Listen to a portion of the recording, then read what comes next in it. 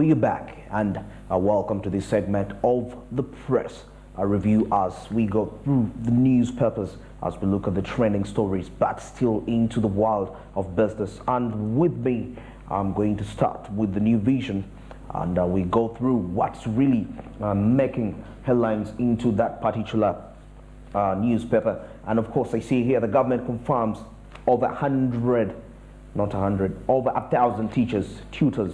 And of course, it says here, the Education Service Commission has confirmed that's 1,183 teachers. And of course, this includes teachers and managers of educational institutes, and granted, that's 27 others a study leave. And of course, according to the list obtained, the confirmed teachers are from more than 100. That's 100 government secondary schools and vocational and training institutions that's across the country. I guess this is something so influential. 1,000 teachers to act as the tutors. And of course, as I read this, upon the recruitment process, teachers are posted at a school or technical and vocational institute where they serve for 6 months on probation. Within the 6 months, they are subjected to appraisals. And of course, after 3 months, the head teachers or principals of the technical institutes come and make the required reports regarding that particular aspect. And of course, just to wind up this, after the probation period, the head of the academic institution is required to send appraisers to the Ministry of Education. Of course, that's where they are sent for further review to ensure that actually what was made is perfect, to correct the mistakes that are always into those particular reports regarding those matters. And now, still in the New Vision, I look at, we see here reports of more Chinese experts arrive in Uganda to review Isimba Dam with Uganda experts. And in the brief report here, the government awarded a Chinese firm of China International Water and Electric Corporation, of course, with a contract of 2 trillion shillings with the Isimba Dam project, which started in 2014 and was commissioned in March 2019. Uganda Electricity Generation Company Limited has taken over the power plant for the commercial operations since then. Of course, that's so interesting regarding the review of the Isimba Dam with the required experts. And of course, as according to the report here further, according to the reliable source, the Ministry of Energy has recently called a meeting with the head office of the contractor in China for Isimba Dam project, chaired by Dr. Badru Chigundu, and Badru Chigundu, the chairperson of the steering committee of the Karuma and the Isimba hydropower projects, and attended by a representative from the office of the Attorney General. Of course, that's general, and of course, in partnership also with the Ministry of Finance, as I'm seeing right here.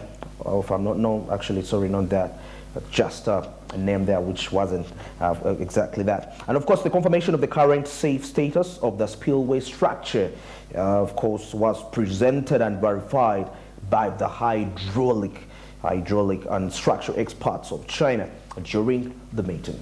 Now let me put the New Vision aside and let me wind this up with the Daily Monitor. As huge budget shortfall cripples government services, whereas the Treasury in July claimed it released less money in the first quarter, that's of the 2020-2023 financial year, in order to reduce liquidity and suppress inflation.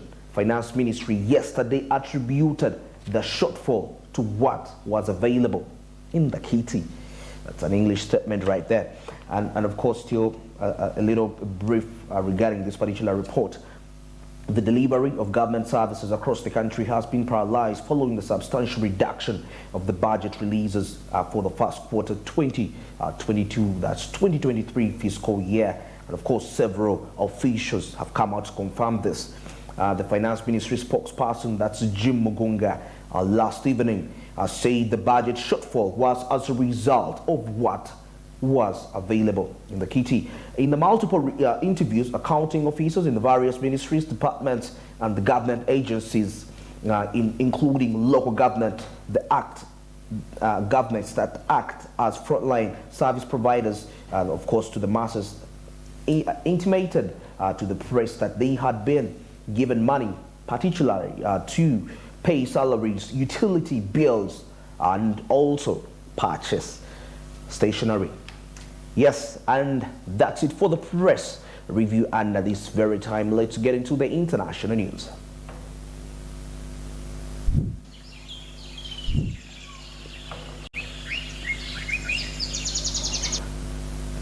Yes, and of course, we're going to start with Ethiopia. And as we are looking at the Ethiopian New Year, as Ethiopians celebrate a new year amid the high inflation rate. And in the report, a renewed conflict that's in the north, crippling drought and stubbornly high inflation. Ethiopians, of course, range in their new year on Sunday. That was on Sunday, with little to celebrate. At a livestock market in the capital, that's Addis Ababa, traders and visitors alike bombed the various crises confronting Africa's second most populous nation. Fighting broke out last month between Prime Minister, that's Abiy Ahmed's forces, and the Tigray People Liberation Front, sheltering a 5-month truce that had raised hopes for a peaceful resolution. The UN's emergency response, that's earlier this month, described the humanitarian situation in Somalia as dire. That's, of course, in the quotes right there, with 20 million people nationwide in need of assistance because the conflict, as well as climatic shocks such as prolonged droughts and seasonal floods. With a population of 115 million, Ethiopia has been one of the world's fastest growing economies of the past 15 years, according to the World Bank. But like many, it has been hard hit by the COVID-19 pandemic and the fallout from the war in Ukraine, definitely, as well as its own domestic conflicts. Inflation in July was running at 33.5%, and of course, according to the official data, with the food inflation at 35, that's 0.5%, deterring people from spending. People spending quite less as compared to what they ought to spend due to the rising levels of inflation. Meanwhile, the renewed hostilities that in the north have led to a new round of diplomacy talks to try and end the conflict that first erupted. That was in November 2020. And that's regarding Ethiopia as they celebrate the new year amidst the high inflation. And now let's cross over to the United Kingdom. And of course, the UK economy grew more slowly than expected. That's in July. The UK economy grew by 0.2% in July, according to the official data, following a sharp drop in the previous month. Of course, still, when I review this report further, the Office for National Statistics said the services sector was the biggest contributor to growth. That's helped by the UK hosting the Women's Euro Championship. However, the economy expanded in July. The growth was lower than 0.3% expansion. That's according to the analysts' predictions regarding that particular matter in the UK economy. The gross domestic product fell in June due to extra bank holiday for the Queen's Jubilee. And still, as I review this further, the gross domestic product, which measures all the goods and services produced in the United Kingdom, fell by 0.6% in June because of 2 fewer working days. Analysts have said that the bank holiday, that's for Queen Elizabeth's state funeral on 19th September, as well as the 10 days of national mourning, could impact that's the economy of the United Kingdom into a recession sooner than what was expected.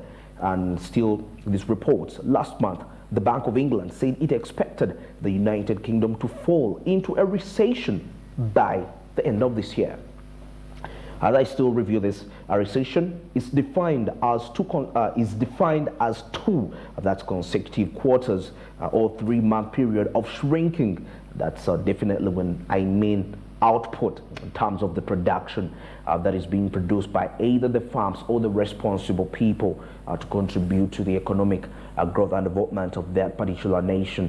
And as I wind up with the United Kingdom, between April and June, the economy contracted 0.1%, contracted by 0.1% as compared to the previous quarter.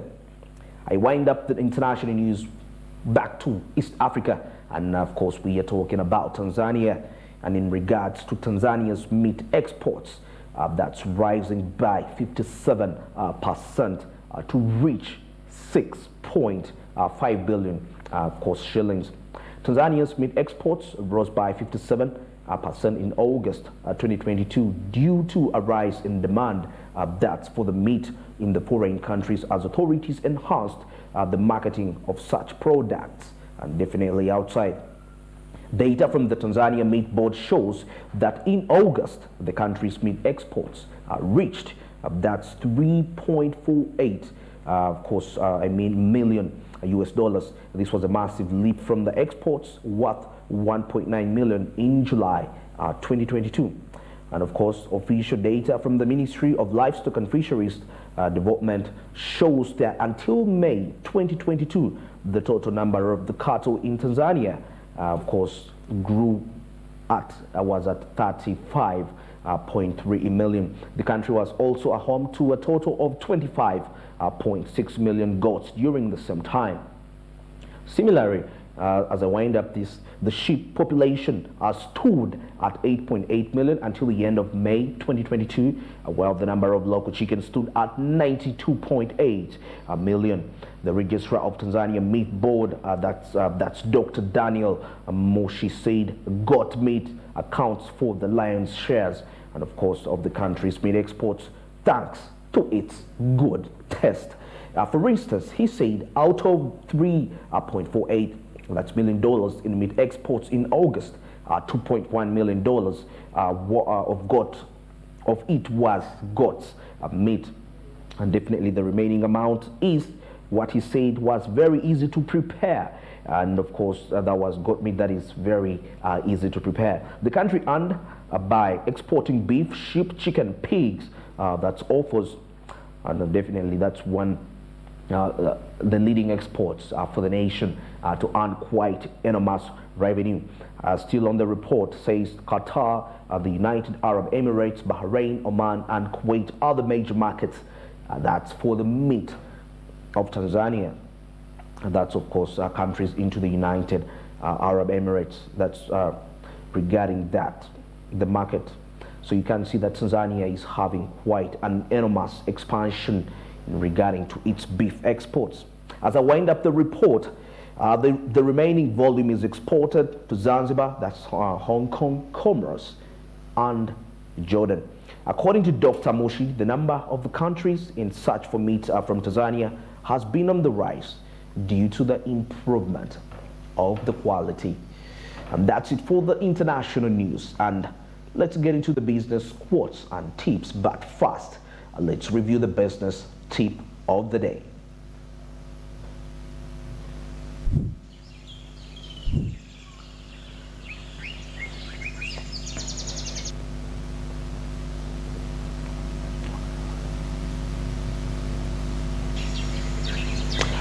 The business tip of the day says that hire the right people before you can even think about your company's growth trajectory. And of course, you need to have a solid staff to help you achieve your goals. Hiring the absolute best people you can is a surefire way to ensure that to ensure fast growth. And of course, said Christian Lang, CEO and co-founder of business software provider that's Redshift. It's all about having the right team. Very interesting insight right there regarding an entrepreneur. If you actually plan to build a mega empire and expand, you build this multi-billion-dollar business, regardless of how passionate you are. Remember, you can't achieve something in this world as an individual. You need the right team.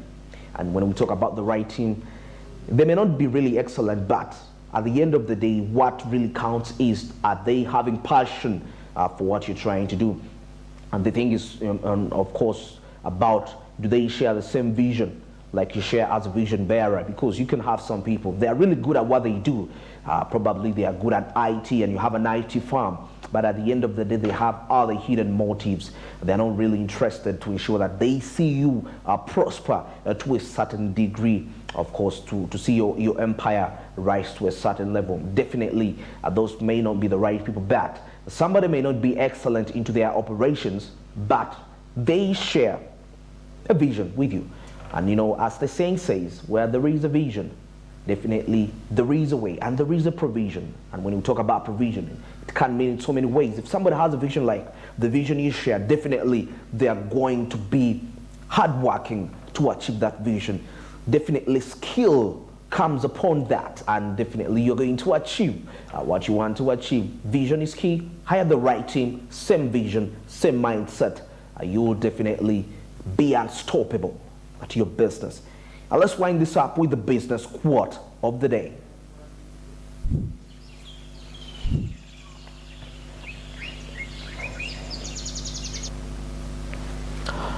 And the business quote of the day comes from the main man. Of course, I already start with mentioning the name of the person that wrote that particular quote. That's Bill Gates, the co-founder of the Microsoft company. He says, it's fine to celebrate success, but it's more important to heed to the lessons of failure. Oh, very interesting. It's very important. I know failure comes always. We always find it into our way as we trying to operate, because definitely majority of the successful stories that you've heard about, these majority of the people that we look up to, they were at some time failures. They failed at something, but they didn't take it negatively, but it was a learning lesson. As much as you celebrate success, celebrate failure too, because with the failure, you get to learn a lesson. You get to know to do things the right way. It's just an avenue.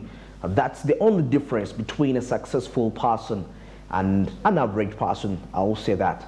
They celebrate failure too. And when we talk about celebrating failure, you are taking heed to the lessons that you incurred as a result of you failing to achieve something, or probably you did something that you weren't supposed to do at that particular hour.